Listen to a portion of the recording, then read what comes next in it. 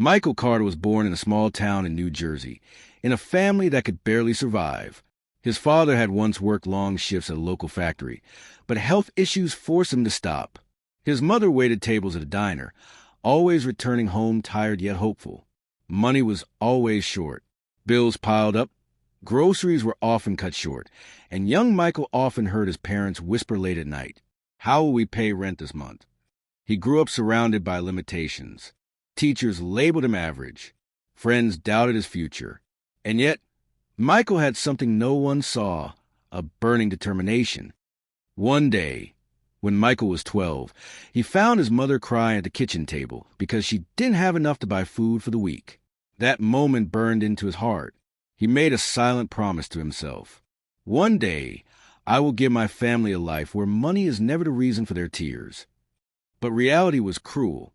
He was never the smartest student in class. When he applied for scholarships to go to college, rejection letters filled his mailbox. Banks refused his student loan applications. The world seemed to whisper to him, "You're not meant for success."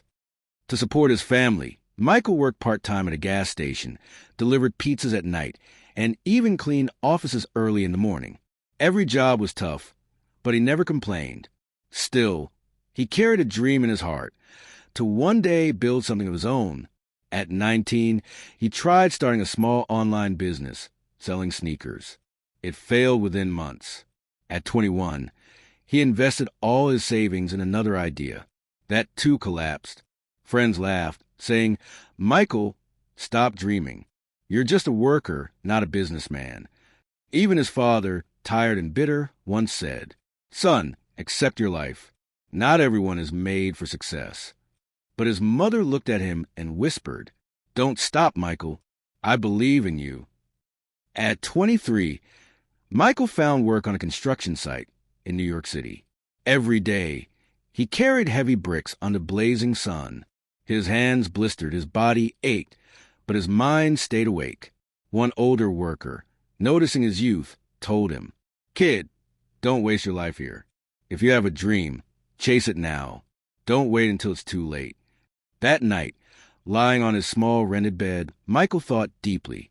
He had no degree, no money, and no connections. But he had one thing: courage. He decided to build something useful for people. An idea struck him.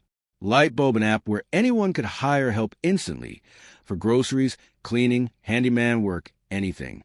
A service for ordinary people, built by an ordinary man. Michael didn't know how to code, but he refused to let that stop him. He watched free YouTube tutorials, read articles, and taught himself late into the night after exhausting shifts. Many times his code failed. His app crashed again and again. He felt stupid, broken, defeated.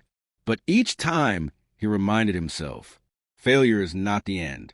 It's just another lesson. After 2 years of struggle, Michael finally launched the first version of his app. It was simple, buggy, and only a few people in his town used it.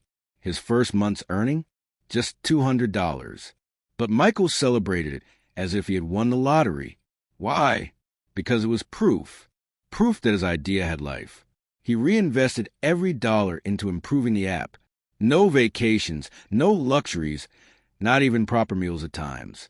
Just work, work, and more work. One day, a local news channel featured a story. Young man from New Jersey builds app to help his community. That was a spark. Suddenly, downloads increased. Small investors called him. His app started spreading to other towns, then cities. In just a few years, Michael's app became one of the most popular community service platforms in the U.S. He went from being a broke construction worker to the CEO of a multi-million-dollar company. But Michael didn't forget his roots. He started a foundation that gave scholarships to students who, like him, had been rejected because of money. When asked in an interview about his success, Michael smiled and said, "My failures were my best teachers. When the world said, 'You can't,' I told myself, 'Watch me,